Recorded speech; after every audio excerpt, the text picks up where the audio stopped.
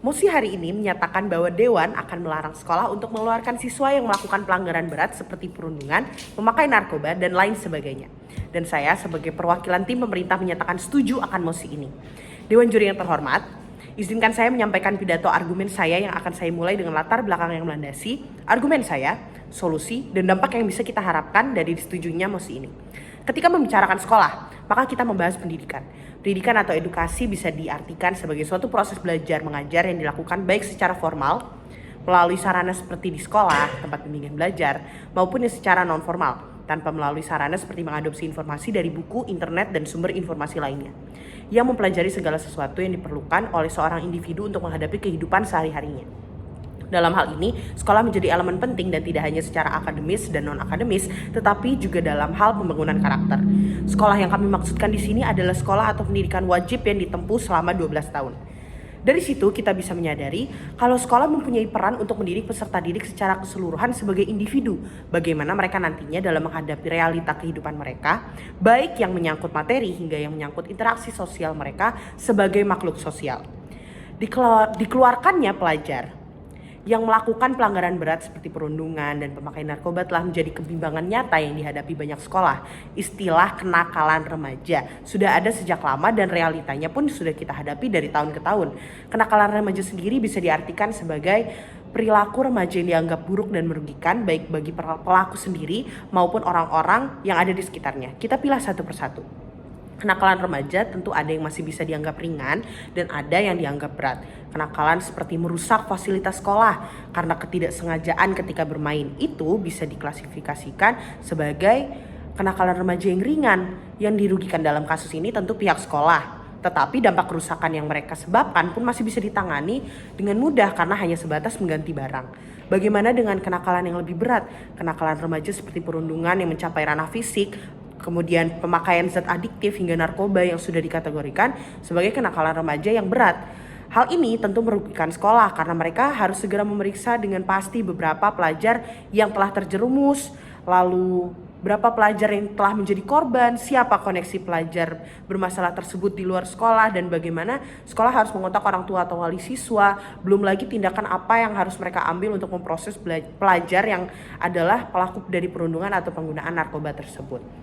Banyak sekolah yang setiap harinya harus menghadapi realita kenakalan remaja, bahkan di ranah kenakalan remaja yang berat. Di manakah letak kebimbangan sekolah ketika harus memutuskan untuk mengeluarkan siswa yang adalah pelaku kenakalan remaja tersebut atau tidak? 1. Sekolah akan khawatir akan citra yang kemungkinan bermasalah yang akan rusak ketika ketahuan kalau mereka mempunyai pelajar yang melakukan pelanggaran-pelanggaran ini. Citra sekolah yang telah dibentuk begitu lamanya pun harus terancam karena mereka mempunyai siswa yang bermasalah. Tidak hanya itu, ketika pelanggaran yang pelajar lakukan juga ikut menyentuh ranah pelanggaran hukum, maka menjadi beban berat bagi pihak sekolah untuk memproses pelajar tersebut. Dari sinilah muncul kebijakan sekolah untuk mengeluarkan mereka yang melakukan pelanggaran berat, dan sudah tidak asing lagi ketika kita mendengar berita mengenai dikeluarkannya pelajar karena tindak pelanggaran berat yang mereka lakukan. Dewan Juri yang terhormat, kami dengan lantang setuju dengan mosi yang melarang sekolah untuk mengeluarkan pelajar yang melakukan pelanggaran ini. Harus kita sadari bersama bahwa mengeluarkan pelajar yang bermasalah karena melakukan pelanggaran itu memberikan dampak negatif bagi banyak pihak dan lebih banyak lagi dampak negatifnya dibanding dampak positifnya. Mengapa begitu? Sederhananya, mengeluarkan pelajar yang telah melakukan pelanggaran berat itu hanya jalan pintas bagi sekolah untuk menyelesaikan masalah tersebut. Apakah masalahnya selesai? Tidak, masalahnya tidak benar-benar tuntas. Apakah masalahnya hilang dengan cepat?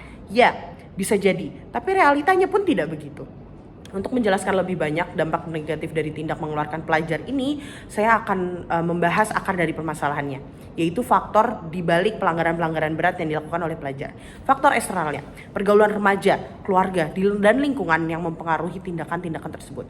Ketika seorang pelajar, misalnya mereka hidup besar di lingkungan masyarakat, baik keluarga atau pertemanan, yang adalah pengguna narkoba, kemungkinan mereka untuk ikut menggunakan narkoba itu lebih besar dibandingkan pelajar-pelajar yang mungkin dibesarkan oleh lingkungan masyarakat yang lebih baik, yang lebih sesuai. Begitu juga dengan perundungan. Pelajar yang dikelilingi lingkungan masyarakat di sekitarnya yang penuh dengan kekerasan punya kemungkinan lebih besar untuk ikut melakukan perundungan yang menyangkut kekerasan dibandingkan pelajar lain yang mempunyai lingkungan sosial yang bebas dari kekerasan.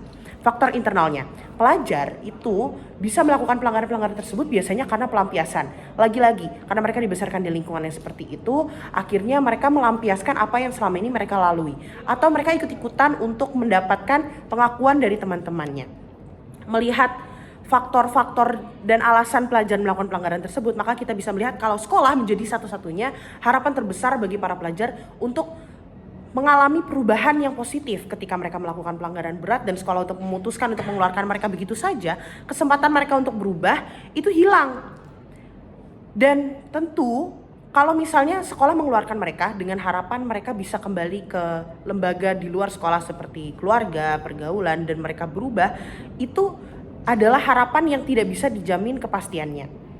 Realitanya banyak dari pelajar yang melakukan pelanggaran ini nggak punya lembaga keluarga atau masyarakat di sekitarnya berfungsi dengan baik, yang fungsional dan pantas seperti selayaknya untuk mereka mengalami perubahan-perubahan yang bisa diberikan oleh sekolah. Contoh, ketika seorang anak yang dibesarkan di keluarga penuh kekerasan, punya pergaulan yang suka tawuran, ketahuan merundung temannya dengan kekerasan, terus dikeluarkan oleh sekolah begitu saja. Apakah tempat mereka dibuang mampu membenahi mereka? Tentu tidak. Inilah yang saya maksudkan ketika berkata bahwa sekolah menjadi lembaga resmi yang mampu mengusahakan perubahan tersebut, menjadi harapan berubahnya pelajar bermasalah itu.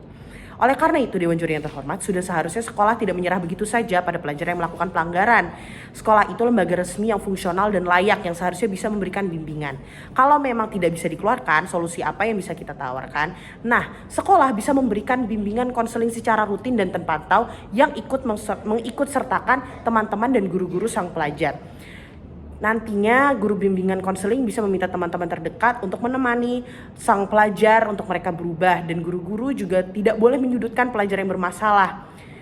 Begitu juga mereka bisa memberikan mereka untuk melakukan kegiatan-kegiatan sosial yang positif untuk mengisi waktu luang agar mereka tidak mengulangi pelanggaran yang telah mereka lakukan. Oleh karena itu, Dewan Juri yang terhormat, besar harapan kami bahwa kami bisa meyakinkan audiens di sini untuk turut mendukung mosi ini dan kebijakan ini bisa benar-benar terlaksana dengan baik. Sekian yang dapat saya sampaikan. Terima kasih.